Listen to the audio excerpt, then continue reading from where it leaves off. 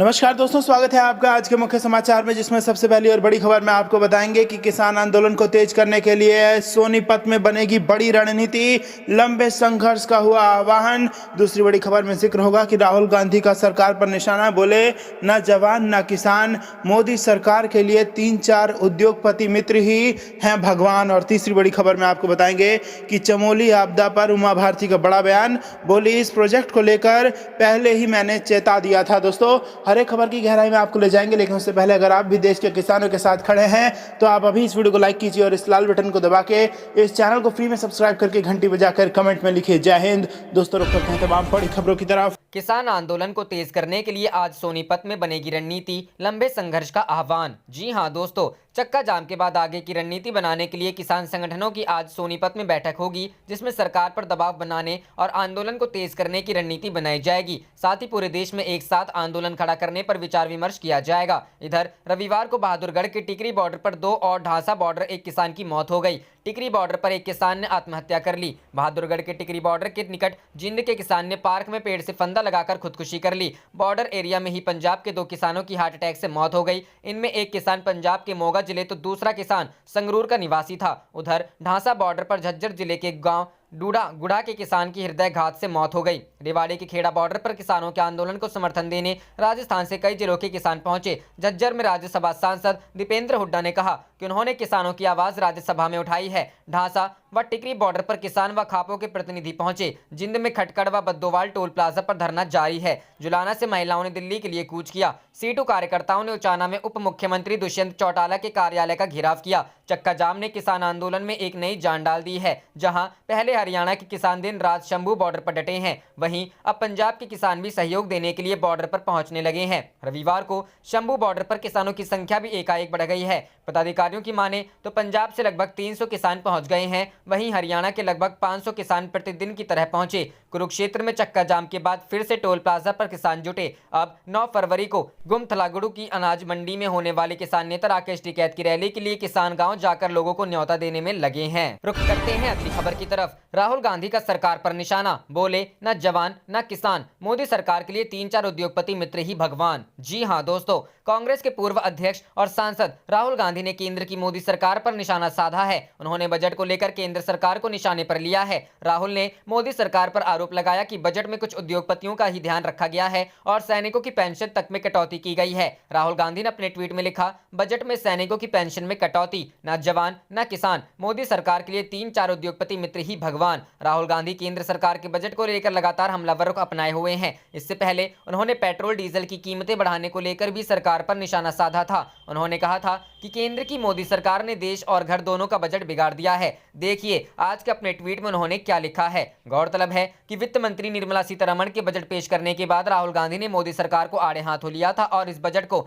सिर्फ 1% आबादी का बजट बताया था। राहुल गांधी ने यह भी कहा था कि जनता के हाथ में पैसे देने की जरूरत है। राहुल गांधी ने बजट को लेकर कहा था कि मोदी सरकार अपने कुछ उद्योगपति दोस्तों को भारत की संपत्ति सौंपना चाहती है। राहुल गांधी ने कहा, सरकार लोगों के हाथों में पैसे देने के बारे में भूल गई। मोदी सरकार की योजना भारत की संपत्तियों को अपने पूंजीपति मित्रों को सौंपने की है। दरअसल आम बजट में मोदी सरकार ने सार्वजनिक क्षेत्र के उपक्रमों और वित्तीय संस्थानों में हिस्सेदारी बिक्री से 1.75 लाख करोड़ रुपए जुटाने का लक्ष्य रखा गया है। इसे राहुल ने संपत्तियों को मित्रों देने की योजना बताया था। रुख करते हैं अगली खबर की तरफ। चमोली आपदा पर उमा भारती का बड़ा बयान, बोली इस प्रोजेक्ट को लेकर पहले ही चेताया था। जी हां दोस्तों, चमोली आपदा को लेकर बीजेपी की कदावर नेता उमा भारती ने बड़ी बात कही है। उन्होंने कहा कि यह प्रोजेक्ट जबरन बनाया गया था। उन्होंने कहा कि उन्होंने मंत्री रहते हुए इस प्रोजेक्ट का विरोध किया था। वह गंगा और उसकी मुख्य सहायक नदियों पर बांध बनाकर पन बिजली परियोजना की खिलाफत की थी। उमा भारती एनडीए के पहले कार्यकाल में जल संसाधन, नदी विकास और गंगा संरक्षण मंत्री के पद थी। उन्होंने ट्वीट कर नाराजगी जताई है। उन्होंने लिखा है, इस संबंध में मैंने अपने मंत्रालय की तरफ से हिमालय उत्तराखंड के बांधों के बारे में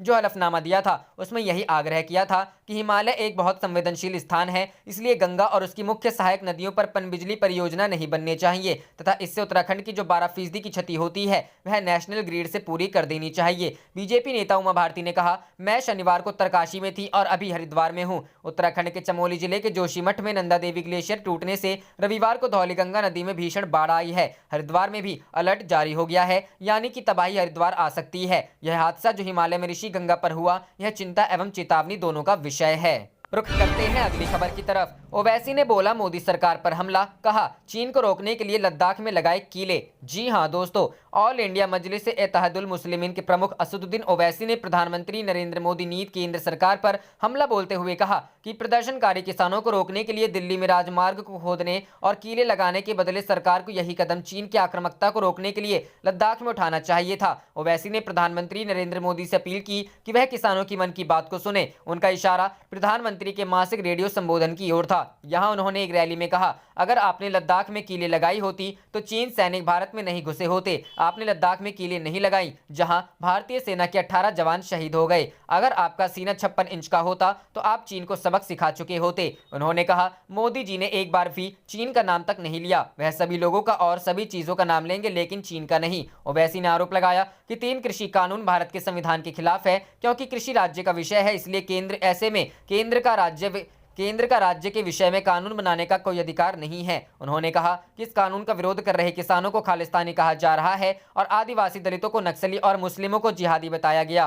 रुख करते हैं अगली खबर की तरफ। राहुल गांधी ही कांग्रेस अध्यक्ष पद संभालने में है सक्षम, भूपेश बघेल। जी हां दोस्तों, छत्तीसगढ़ के मुख्यमंत्री भूपेश बघेल ने रविवार को कहा कि राहुल गांधी ही एकमात्र नेता हैं जो कांग्रेस अध्यक्ष पद को संभाल सकते हैं। उन्होंने कहा कि वह ही एक हैं जिन्होंने सरकार के दबाव में आए बिना महत्वपूर्ण मुद्दों पर सख्त रुख अपनाया।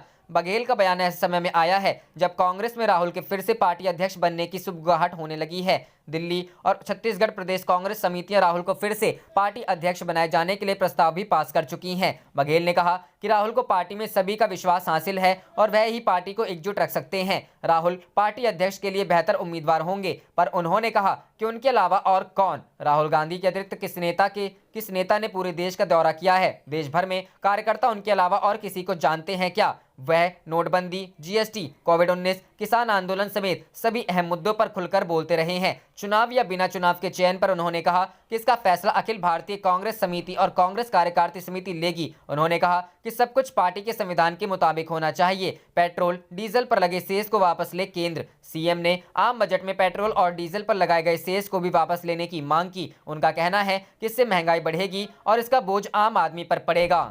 रुख करते हैं अगली खबर की तरफ।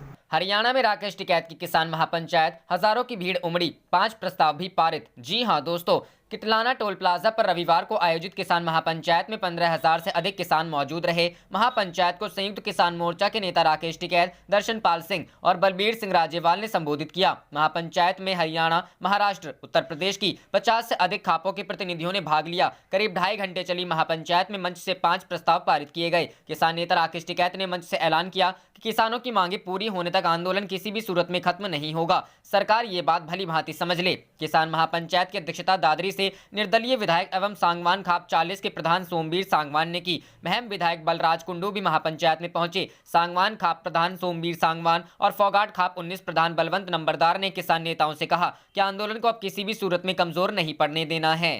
रुख करते हैं अगली खबर की तरफ। उत्तराखंड बाढ़, राहुल गांधी ने ट्वीट कर जताई संवेदना, बोले राहत कार्य में हाथ बटाएं कांग्रेस साथी। जी हां दोस्तों, उत्तराखंड के चमोली जिले के रैनी में रविवार सुबह ग्लेशियर टूटने से धौली नदी में अचानक बाढ़ आ गई है। प्रकृति के इस भयानक प्रकोप में 100 से 105 लोगों के बहने की आशंका जताई जा रही है। घटना के बाद से राहत बचाव कार्य शुरू कर दिया गया है। नदी के किनारे की बस्तियों को पुलिस खाली करा रही है। इस दर्दनाक हादसे में पीड़ित लोगों के प्रति कांग्रेस नेता राहुल गांधी ने अपनी संवेदना प्रकट की है। राहुल गांधी ने अपने ट्वीट में लिखा कि राज्य सरकार पीड़ितों को तुरंत सहायता प्रदान करे। उत्तराखंड के मुख्य सचिव के मुताबिक चमोली जिले में ग्लेशियर टूटने के बाद धौली नदी का जलस्तर अचानक बढ़ गया, जिससे आसपास के इलाकों में तेज बाढ़ आ गई। इस हादसे में 100 से 150 लोगों के बाढ़ में बहने की आशंका जताई जा रही है। हालांकि अभी कोई आधिकारिक आंकड़ा सामने नहीं आया है। लापता लोगों की तलाश में रेस्क्यू टीमें लगी हुई हैं। हादसे पर दुख जताते हुए राहुल गांधी ने अपने ट्वीट में लिखा, चमोली में ग्लेशियर फटने से बाढ़ त्रासदी बेहद दुखद है। मेरी संवेदनाएं उत्तराखंड की जनता के साथ है। राज्य सरकार सभी पीड़ितों को तुरंत सहायता दे।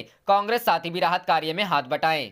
रुख करते हैं अगली खबर की तरफ। उत्तराखंड तबाही पर बोले राकेश टिकैत, तबाही मचाते हुए आ रहा पानी, प्रशासन को करेंगे हर संभव मदद। जी हां दोस्तों, उत्तराखंड के चमोली में ग्लेशियर टूटा है, जिसके कारण भारी तबाही का अनुमान जताया जा रहा है। इस बीच कई लोगों के मारे जाने की जानकारी भी सामने आई, तो वहीं कई लोग अभी भी लापता बताए जा रहे हैं। इस बीच भारतीय किसान यूनियन के नेता राकेश टिकैत ने प्रशासन के साथ मिलकर हर संभव मदद करने की बात कही है। कृषि कानूनों के विरोध में राकेश टिकैत सबसे अग्रणी नेता है। हरियाणा के चरखी दादरी में राकेश टिकैत ने उत्तराखंड की तबाही को लेकर कहा था। रिपोर्ट के मुताबिक वहां 50 से 60 लोग मारे जा चुके हैं। पानी बहुत तबाही मचाते हुए आ रहा है। उत्तर प्रदेश, उत्तराखंड में सब जगह अलर्ट कर दिया गया है। हम प्रशासन के साथ मिलकर हर संभव मदद करेंगे। कई लोग फंसे। उत्तराखंड में ग्लेशियर टूटने पर डीजी आईटीबीपी सुरजीत सिंह देसवाल ने कहा, ऋषिकेश से 13 से 14 किलोमीटर की दूरी पर तपोवन डैम है, जहां पर पानी इकट्ठा हुआ है। तपोवन डैम के सुरंग में काम चल रहा था, जिसमें 20 से 25 लोग फंसे हुए हैं। आईटीबीपी की टीम वहां बचाव कार्य कर फंसे हुए लोगों को बचाने का काम कर रही है।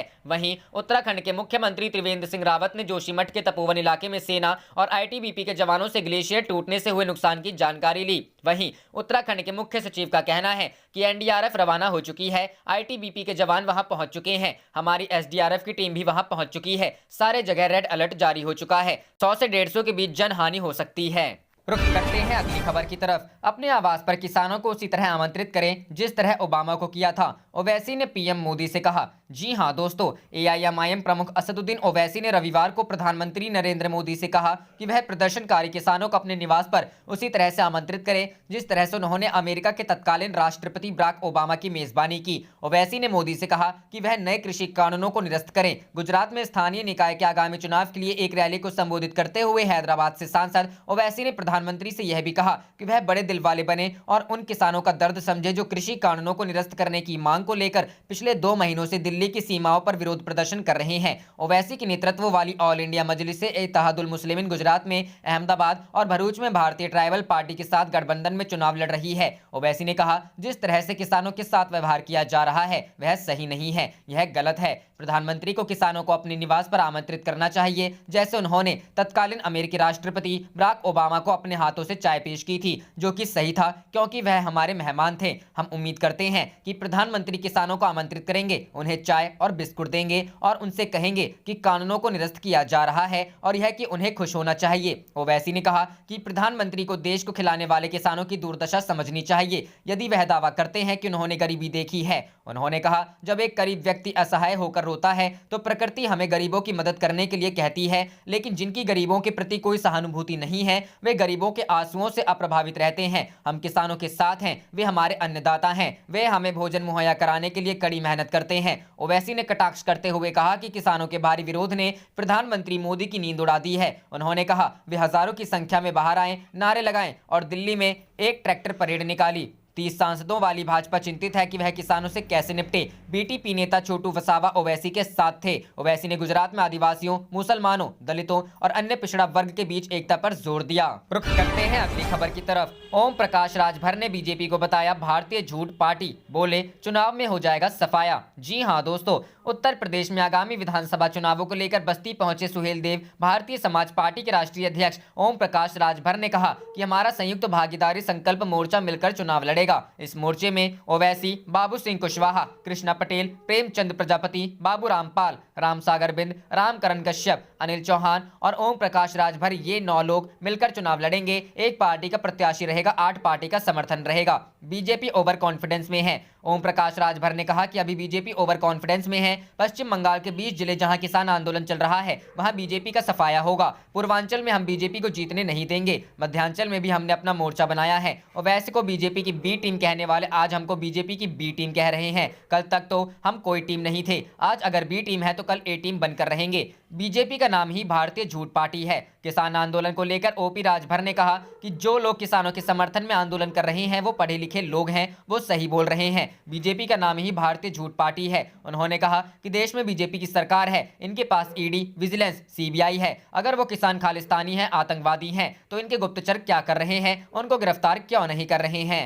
रुख करते हैं अगली खबर की तरफ। ट्रैक्टर रैली के बाद अब देश भर में ट्रैक्टर क्रांति का ऐलान। राकेश टिकैत ने बताया क्या लिखना है उस पर। जी हां दोस्तों, कृषि कानूनों के खिलाफ जारी प्रदर्शन को तेज करने की हर संभव कवायद जारी है। किसान नेता राकेश टिकैत ने शनिवार को देश भर के किसानों से ट्रैक्टर क्रांति में शामिल होने का आह्वान किया। गाजीपुर प्रदर्शन स्थल पर बीकेयू नेता राकेश टिकैत ने समर्थकों को संबोधित करने के दौरान किसान समुदाय से संपर्क साधने की कोशिश की, जिनमें से अधिकतर खासकर दिल्ली एनसीआर के किसान 10 साल से अधिक पुराने ट्रैक्टर समेत डीजल से चलने वाली गाड़ियों पर प्रतिबंध के राष्ट्रीय हरित अधिकरण के फैसले से खफा हैं। भारतीय किसान यूनियन के नेता टिकैत ने कहा, जो ट्रैक्टर खेतों में चलते हैं वे अब दिल्ली में एनजीटी के दफ्तर में भी चलेंगे। हाल तक वे नहीं पूछते थे कि कौन सा वाहन 10 साल पुराना है, उनकी आखिर योजना क्या है। 10 साल से अधिक पुराने ट्रैक्टर को हटाना और कॉरपोरेट की मदद करना, लेकिन 10 साल से अधिक पुराने ट्रैक्टर चलेंगे और आंदोलन भी मजबूत करेंगे। टिकैत ने कहा कि विवादास्पद कृषि कानूनों को वापस लेने की मांग को लेकर चल रहे किसानों के आंदोलन में देश भर के अधिक से अधिक किसान भाग लेंगे।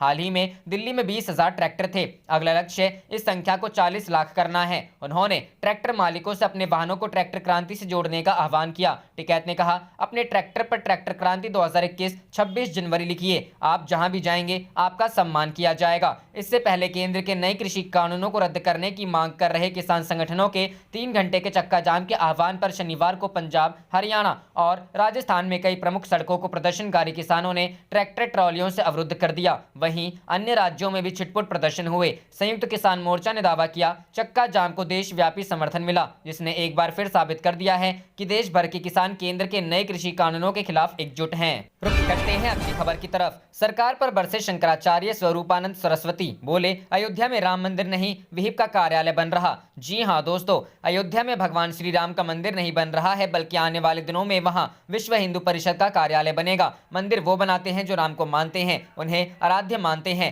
राम को महापुरुष नहीं मानते। यह बातें द्वारका शारदा पीठ के शंकराचार्य स्वामी स्वरूपानंद सरस्वती ने कही। स्वामी स्वरूपानंद सरस्वती माघ मेले में मौनी अमावस्या स्नान के लिए शनिवार शाम प्रयागराज पहुंच गए। मनकामेश्वर मंदिर में उन्होंने तमाम मुद्दों पर पत्रकारों से अनौपचारिक बातचीत में अपनी राय रखी। उन्होंने कहा कि भगवा पहन लेने मात्र से कोई सनातन धर्म को नहीं मानता। प्रयागराज में 2 महापुरुषों के साथ भगवान राम की मूर्ति रखी गई थी। भगवान राम महापुरुष नहीं, भगवान है। शंकराचार्य स्वामी स्वरूपानंद ने श्री राम जन्मभूमि तीर्थ क्षेत्र ट्रस्ट के गठन पर भी सवाल उठाया। उन्होंने कहा कि इसमें एक भी व्यक्ति ऐसा नहीं है जो प्राण प्रतिष्ठा कर सके। हमने जो ट्रस्ट बनाया था उसमें हिंदू के प्रतिनिधि थे। इसमें शंकराचार्य के अलावा रामानंदाचार्य व अखाड़ों के सदस्य थे, लेकिन वर्तमान ट्रस्ट में ऐसे लोगों को रखा गया है जो प्राण प्रतिष्ठा क्या कराएंगे। हमारा लक्ष्य था कि वो आराधना का स्थल बने, न कि वहां पर आंदोलन की बातों को लिखा जाए। शंकराचार्य ने धन संग्रह पर भी सवाल उठाया। कहा कि ये लोग पैसे लेते हैं लेकिन इसका हिसाब नहीं देते हैं। सोने की ईंट का जो पैसा लिया गया था उसका हिसाब कहां पर है। रुख करते हैं अगली खबर की तरफ। शरद पवार की सचिन तेंदुलकर को सलाह,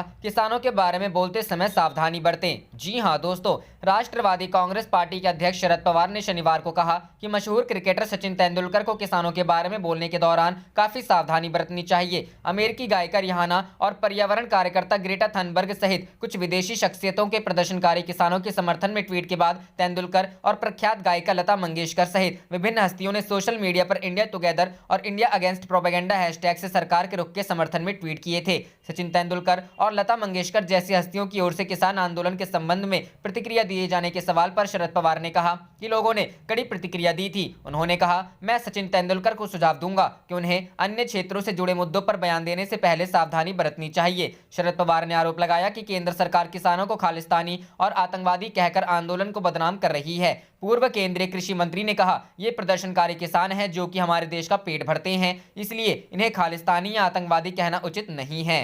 रुख करते हैं अगली खबर की तरफ। ग्लेशियर फटने से हरिद्वार तक तबाही का खतरा, हाई अलर्ट जारी, सीएम मौके के लिए रवाना। जी हां दोस्तों, उत्तराखंड के जोशीमठ जिले में ग्लेशियर टूटने से हड़कंप मचा हुआ है। जानकारी के मुताबिक ग्लेशियर टूटने से भारी मात्रा में बारिश का पानी और मलबा आने से तपोवन स्थित बांध को भी नुकसान पहुंचा है, जिसके चलते निचले इलाकों में बड़ी तबाही का खतरा मंडराने लगा है। इसके चलते नदी के किनारे क्षेत्रों में रहने वाले लोगों को अलर्ट पर कर दिया गया है। सीएम त्रिवेंद्र सिंह रावत ने किनारे बसे लोगों को हटाने के निर्देश दिए हैं। सीएम त्रिवेंद्र सिंह रावत ने ट्वीट कर इसकी जानकारी दी है। चमोली के ऋणी गांव में ऋषिगंगा प्रोजेक्ट को भारी बारिश व अचानक पानी आने से क्षति की संभावना है। नदी में अचानक पानी आने से अलकनंदा के निचले क्षेत्रों में भी बाढ़ की संभावना है। तटीय क्षेत्रों में लोगों को अलर्ट किया गया है। नदी किनारे बसे लोगों को क्षेत्र से हटाया जा रहा है। सीएम मौके के लिए रवाना। सीएम त्रिवेंद्र सिंह रावत ने बताया, अलकनंदा के पास के इलाकों से लोगों को निकाला जा रहा है। एहतियात के तौर पर भागीरथी नदी के प्रवाह को रोक दिया गया है। अलकनंदा के पानी के प्रवाह को रोकने के लिए श्रीनगर बांध और ऋषिकेश बांध को खाली कर दिया गया है। एसडीआरएफ अलर्ट पर है। मैं मौके के लिए रवाना हो रहा हूं। रुक करते हैं अगली खबर की तरफ। यूपीएससी लेटरल एंट्री पर अखिलेश यादव का तंज, खुद को ठेके पर देकर भ्रमण पर निकल जाए बीजेपी सरकार। जी हां दोस्तों, समाजवादी पार्टी के राष्ट्रीय अध्यक्ष अखिलेश यादव ने बीजेपी पर निशाना साधा है। रविवार को अखिलेश यादव ने ट्वीट किया, भाजपा खुलेआम अपने को लाने के लिए पिछड़ा दरवाजा खोल रही है और जो अभ्यर्थी सालों साल मेहनत करते हैं उनका क्या। भाजपा सरकार अब खुद को भी ठेके पर देकर विश्व भ्रमण पर निकल जाए, वैसे भी उनसे देश नहीं संभल रहा है। दरअसल केंद्र सरकार ने विभिन्न सरकारी विभागों में संयुक्त सचिव और निदेशक जैसे प्रमुख पदों पर निजी क्षेत्र के विशेषज्ञों को लेटरल एंट्री यानी सीधे नियुक्त करने का फैसला किया है। लेटरल एंट्री भर्ती के लिए नोटिफिकेशन जारी किया गया है। कार्मिक मंत्रालय 2018 से सीधे नियुक्ति की प्रक्रिया के जरिए आवेदन आमंत्रित कर रहा है, लेकिन अब अखिलेश यादव ने केंद्र सरकार के इस फैसले पर सवाल उठाया है। अखिलेश ने आरोप लगाया कि इसके जरिए भाजपा अपने लोगों को खुलेआम ला रही है, लेकिन जो लोग सालों साल सिविल सर्विसेज की तैयारी करते हैं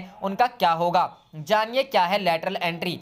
केंद्र सरकार ने नौकरशाही में नई प्रतिभा लाने के मकसद से एक महत्वाकांक्षी कदम उठाया है। सीधे नियुक्ति का मतलब है कि प्राइवेट सेक्टर के विशेषज्ञों की सरकारी विभागों में उच्च पदों पर भर्ती। आमतौर पर संयुक्त सचिव और डायरेक्टर के पद के लिए संघ लोक सेवा आयोग परीक्षा का आयोजन करता है।